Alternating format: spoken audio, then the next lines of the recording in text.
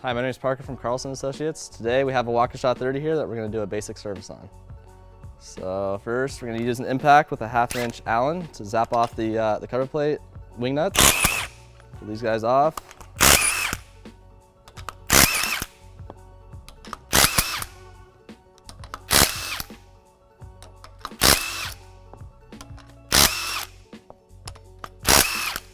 Once you have those guys off, you can set the wing nuts aside for now, and we'll go ahead and take the cover plate off. Sometimes you can wiggle it off, and other times you have to hit it with a hammer at the top, but it should just come right off, like that. And once you have that guy off, we'll go ahead and take the rotor nuts off, which are these guys right here. Before you take the rotor nuts off, go ahead and stick a wood dowel in the port of the pump head, and that'll stop the rotors from spinning and make it much easier to get the rotor nuts off.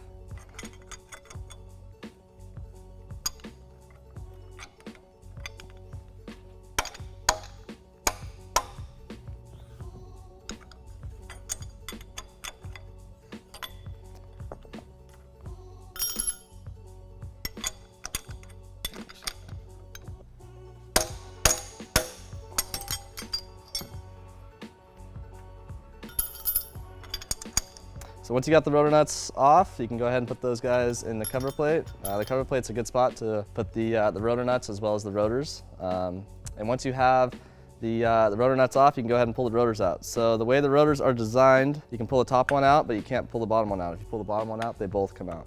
So we're gonna take the top one out first, or whichever one is sideways. We'll take that guy out. We'll go ahead and put that right in the cover plate. And then do the same thing for the bottom one, just pull that guy straight out. And go ahead and put it right there.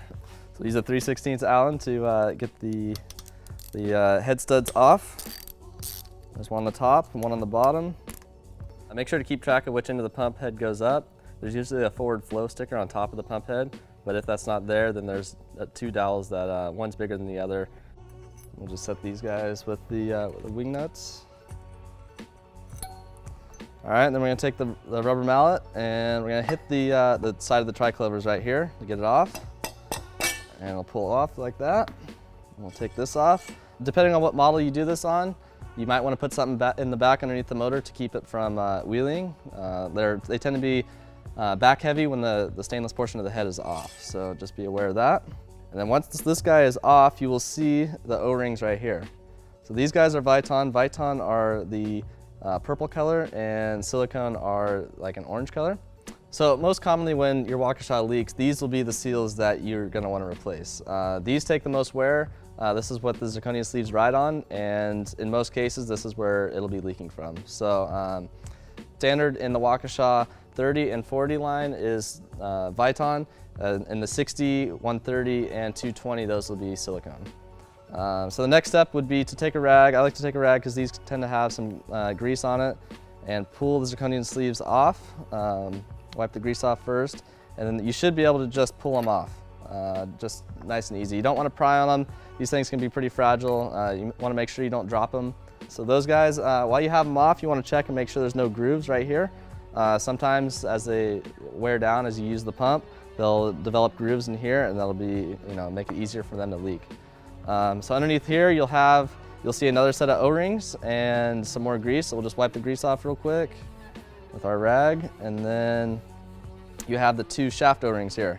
So these guys, make sure that nothing gets, wine doesn't get out from here, it doesn't leak out here from the bottom, and nothing from here, comes out and goes into what you're pumping. So these are your grease seals right here. You have the Zerk fittings on the sides, and you want to grease this thing about every 250 hours.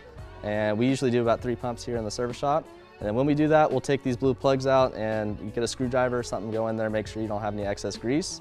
What happens if you do have too much grease in there, as it heats up, it'll build pressure, and it'll push these seals right here out, and you'll get some grease coming out the bottom or the sides or something like that. Don't worry, you won't be able to get any grease into the wine, but you don't want grease going all over the place. But we'll go ahead and take a pick here, and we'll pull these seals off. Sometimes you'll be able to do that with 2 hands and just pull it off like that. Sometimes you'll need a pick. These little guys will pull straight off.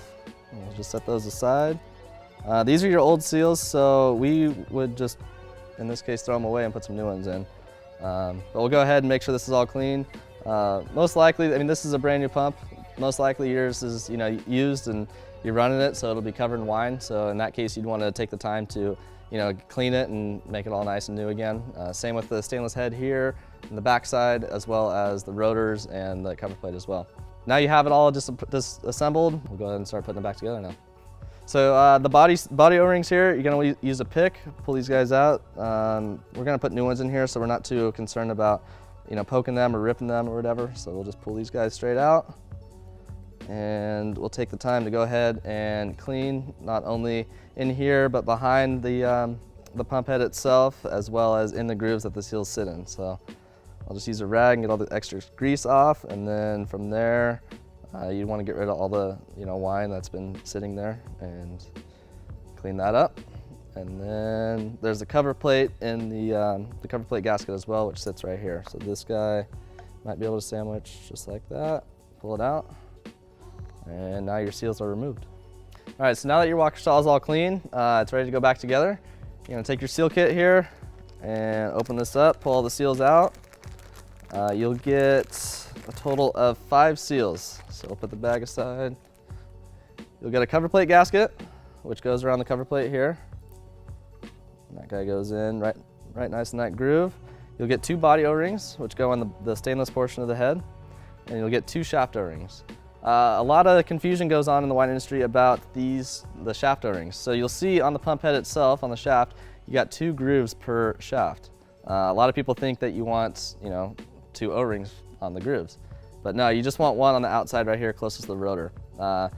These pump heads are set up to do either standard seals like this or mechanical seals. If you have mechanical seals, you're going to want to use this one in the back right here.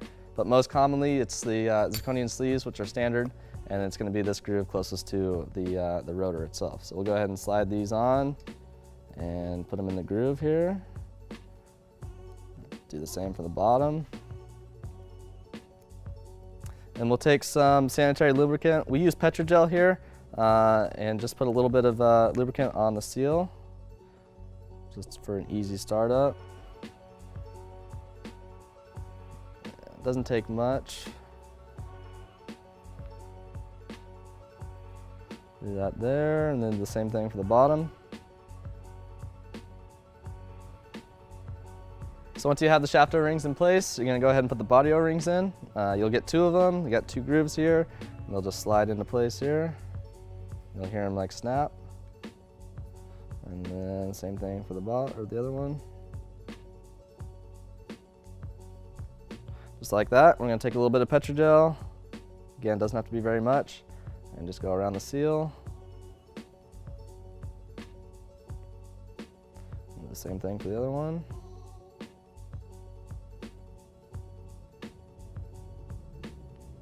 And then you don't have to put any Petrogel on the cover plate gasket itself. And then next, you'll grab the zirconian sleeves once you have these cleaned as well. And we'll go ahead and slide these over the shaft and the O-ring. The zirconian sleeves have kind of a sharp edge here, so you want to rotate it onto the shaft so it doesn't tear the seal when it goes on. And you'll see the little cutout right here. There's also the matching groove or pin on the shaft itself. So when you put the zirconian sleeves on, you want to make sure that this groove here lines up with the pin on the shaft. So again, rotate it on, and then just like that. So when you go to put the stainless portion of the head back on, you'll notice that the pins are different sizes. So the top pin in this case is bigger than the bottom pin, and you'll see the same thing for the pump head itself. So you want to make sure that those are lined up, otherwise you're going to fight it putting it on and getting it off. So we'll go ahead and make sure that the bigger pin is up top, and we'll put the head back on, line it up with the head studs, and we'll take a mallet and we'll gently knock it back into place as evenly as possible. Now that that's back together, we'll take our head studs and a little bit of anti-seize. You don't need much, just a little bit, just to make it a little bit easier on the next person who's gonna take this apart. And we'll go ahead and take our Allen and put it back together. Put the bottom one in. And these guys don't have to be super tight. All it is just to get the head flush against the back of the pump head itself. Just nice and snug, just like that. And now that the stainless portion is back on the head, it's time to put the rotors back in. Okay, you'll see in the rotor on the splines here that you have one big one. That's for aligning the rotors onto the shafts. So when you put it back together, you want to make sure that it's just lined up and it just slides into place. Just like that. And we'll do the same thing for the top one. In this case, it's on the side. Just like that. Back into place. And then we'll go ahead and grab our rotor nuts and we'll just thread these guys back on. And you want to do one at a time. One at a time ensures that you can get them tight. So we'll take this guy, our wrench here, and our mallet, and we'll give it a few hits. And just one more, just to be sure.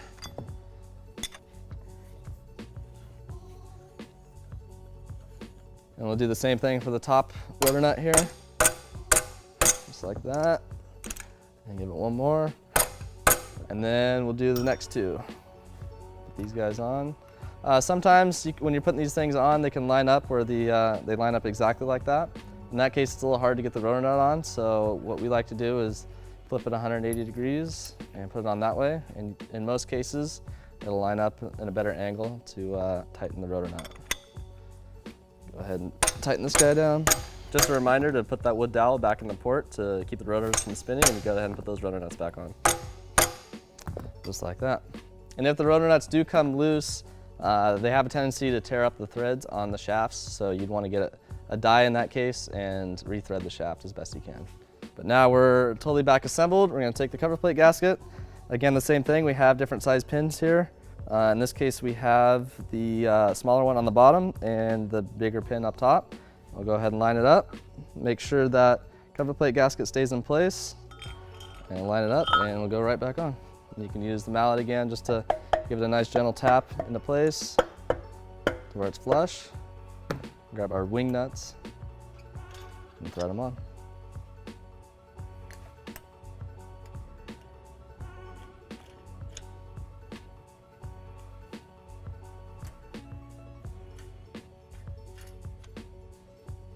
And we'll take our impact and just tighten them down.